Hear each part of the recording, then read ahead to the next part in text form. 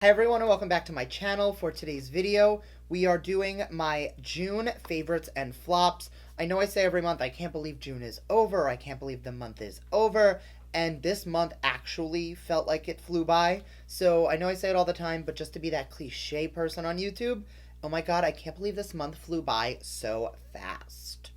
Anyway, so if you want to see me talk about my favorite products of the month, and a couple that didn't exactly work out for me, make sure to keep on watching. And please don't forget to subscribe because I do upload 3 times a week, and that is the best way to stay up to date on all the fun stuff I'm posting. Without further ado, let's jump right into the video.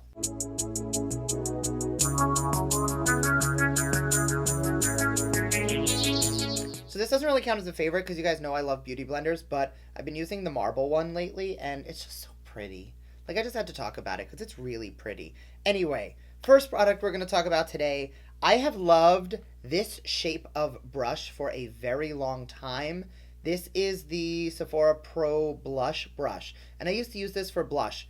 Recently, I picked up the Precision Brush from Smashbox. This is a blush brush. I have been using it for my under eye and for really like powdering down the sides of the nose. I am obsessed. This is not the only Smashbox brush I have. I have a bunch of these, and the fibers are really soft. The handles are absolutely beautiful. I love the black and red, but I just find like this brush specifically for getting powder on the side of the nose, if I want to touch up, it's just so perfect. I don't think I would use another brush. And you guys have seen literally for, I want to say years, the Morphe Y11 was like my go-to under eye brush. I use this for everything. Once I made the switch, I don't see myself going back to anything else anytime soon. Winner. Next, this is from Too Faced. I did a whole dedicated video to this, and I'll link it up here. This is the Too Faced Damn Girl Mascara. It is beautiful. Basically, what I have said is that this mascara fixes everything that fixes everything that Better Than Sex did wrong. I don't love the Better Than Sex mascara because I find it does flake, it does get a little clumpy, and it doesn't really build upon itself very nicely. This one does. It is so nice because they say there's a wax polymer in there that causes, when you put a second coat on, it causes the two coats to kind of like sink together and become one thick layer, and I think that is absolutely true. If you haven't tried this mascara and you love volume, it is great. So I also recently did a full face of first impressions. I will link it right here.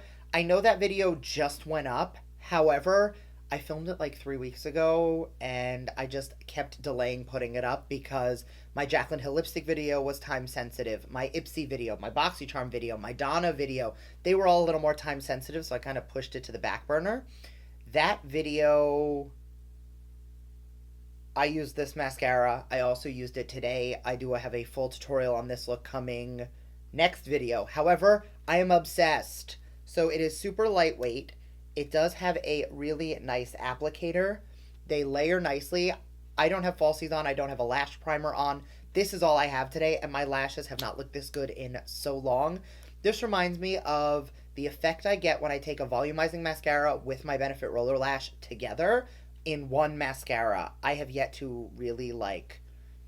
It's only been 2 weeks-ish of me playing with this mascara, but I already know I love it. I just need to figure out if I love it more than my Roller Lash, because I have been ride or die for Roller Lash for years, and I don't want to make that claim too soon. Oh, the name. This is the Dior Show Pump and Volume Mascara. So, next up, this I also used in that first impressions video. This is the Tarte Sting Zing. It is a tingling, pumping serum. This is for your lips. I'm not going to do it right now because I already have lipstick on, but it literally stings, but in the best way possible.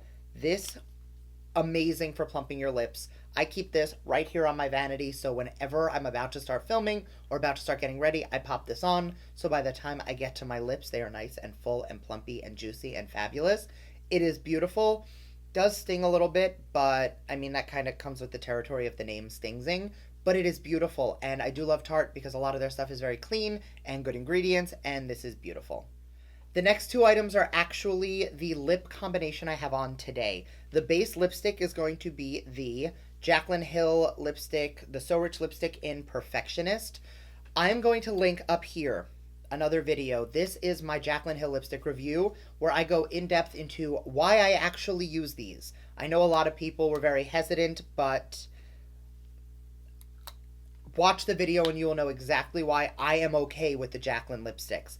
Anyway, this is probably my favorite of the three that I got. Not probably. This is my favorite of the three I got. It genuinely feels like my perfect nude. What I did today was, and I'm just going to layer this up a little so you can see, I took this shade as the base of my lipstick, and then out of that same first impressions video, the Peach Puff Diffused Matte Lip Color from Too Faced, I took a touch of that lipstick, which is very pink, and I focused that in the center of the bottom lip.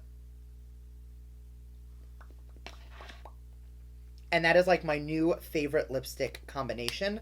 I love it because this is pretty sheer. It's not super opaque, so it layers really nicely, but it's beautiful for just getting that little pouty pop of brightness in the center of the lips. I also do love that it has a really nice peach scent. The only thing I don't love is the sponge tip applicator, but it's still new, so I'm not grossed out by it yet. Give it like 2 weeks, I will definitely be grossed out by it, and I will be like, yeah, nope, hate it. But for now, I'm still loving it. So for the 3 disappointments, the first coming out of my Ipsy review for the month, this is my Purlisse Watermelon Energizing Marshmallow Peel Off Mask. This does not peel off. I gave it like 15 minutes to dry and nothing. I then tried it again. Same problem. It would not peel off properly. I'm not a fan. It smells delicious and supposedly it's great for your skin, but I had far too much of a hassle trying to peel that crap off my face that it is not worth it at all. Next, coming out of my BoxyCharm unboxing for the month, this is the No Problem Priming Essence. The reason this isn't a disappointment, you guys know, hold on.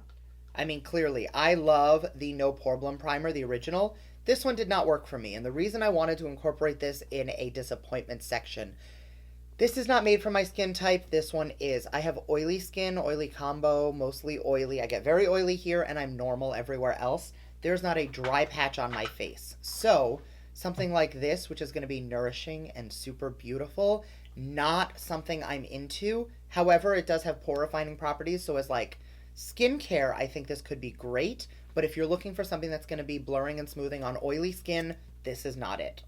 The last disappointment before I go into my final favorite, and I saved this for last for a reason, and you'll see why. This is the Every Single Day Super Screen Daily Moisturizer and SPF 40 from Supergoop. I also used this in my first impressions video. My skin turned bright red. I have a sensitivity to most sunscreens. This is one that is not good for me. So overall, didn't work out. I am giving this to my sister because her skin is a lot less sensitive than mine is. Plus, she's good with SPF. That's like a personal allergy. So not a fan of that. It did not work out for me, and it left my skin super flushed, very sensitive, and not a fan. And the last item for the month, this is a favorite. This is the Sephora Collection Sephora Pro Cheek Palette. Mine is in the shade Medium. I've used this in several videos already.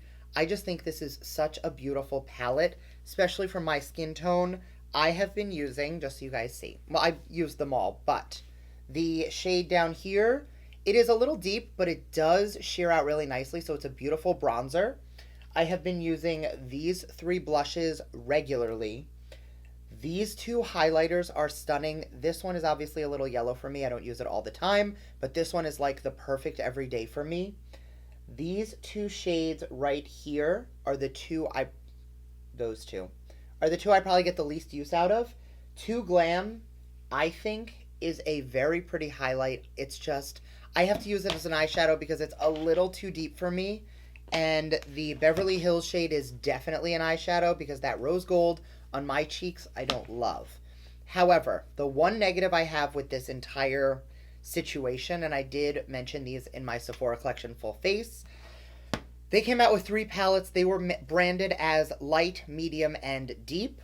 I personally think that they are fair, medium, and deep. Someone like me, I am not light, I am not medium, other way around. I am not fair, I am not medium, I am a true light. This palette's a little bit too dark for me, and the other one was a little too light. I figured I can go with the darker one because I can always sheer it out or veil with some translucent powder and make it a little more wearable, and that is absolutely true. However, I wish that the fair palette and the medium palette There was one right in the middle that was a light palette that was perfect for my complexion, because the other one, the contour shade was beautiful, the highlights were beautiful, but the blushes on me were far too fair. I would rather have something like this where I will genuinely use like 6 of the shades, as opposed to the other one where I would probably only get use out of 4. So thank you guys so much for watching. I hope you enjoyed my favorites video for the month of June. Let me know down below, as always, what are some of your favorites from the month. I do say this every month, and for some reason people don't believe me. The way I try new things is based on your recommendations. Tell me what you're obsessed with. Tell me what you're loving, and that will be what I'm on the hunt for in the month of July. Thank you guys so much, and I will see you next time. Bye.